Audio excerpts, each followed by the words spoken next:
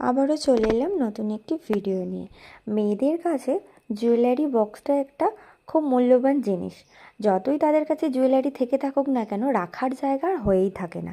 আর যতই জুয়েলারি থাকুক না কেন, তবু কম পড়ে যাবে, যে এখনও মনে হচ্ছে অনেক কিছু নেই।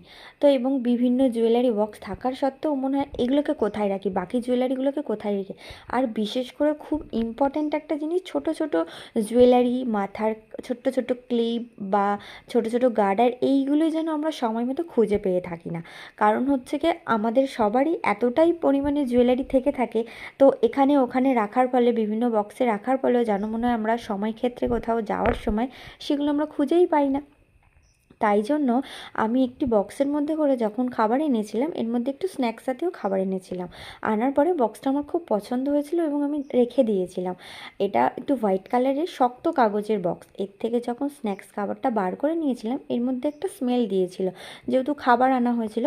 তারপর তাতে পিঁপড়ে বা পোকা জাতীয় কিছু না লাগে, যার জন্য আমি দুদিন ভালো করে রোদে রেখেছিলাম। কারণ রোদে রাখার পরে স্মেলটাও চলে গেছিলো এবং বাক্সের ন্যাতানো ভাবটাও কমে গিয়ে বক্সটা অনেকটাই শক্ত হয়ে গেছিলো।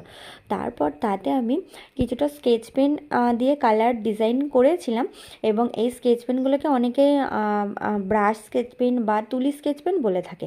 এবং হোয়াইট কালার বলে আমি এর মধ্যে ভেবে রেখেছিলাম যে অনেক রকম কালার দেবো, এবং দিয়েওছি পিঙ্ক, রেড, আর রানি, আর গ্রিন, লাইট গ্রিন, ইয়েলো, এবং ওপরে এবং নিচে আলাদা আলাদা মনের মতন ডিজাইন করেছি। যেখানে মনে হয়েছে যে এখানে বেশি আমি হোয়াইট রাখবো না, তাই বিভিন্ন কালার দিয়ে, নানান রকম কালার দিয়ে এখানে চারিদিকটা আমি কালার করেছিলাম। এবং এর মধ্যে অনেক ছোট ছোট জিনিসগুলোকে রাখতে পারবো, যেগুলো খুঁজে পেতে গেলে খুব মুশকিল হয়ে থাকে, সেই সব জিনিসগুলো এর মধ্যে ইজিলি থেকে যাবে। এবং বক্সটা অনেকটাই বড়, এর মধ্যে অনেক জিনিস ধরবে, ছোট ছোট বিভিন্ন জিনিস ধরে থাকবে। কেমন লাগলো আপনাদের সবাই জানাবেন আমাকে কমেন্ট করে। সবাই ভালো থাকবেন, সুস্থ থাকবেন, টাটা।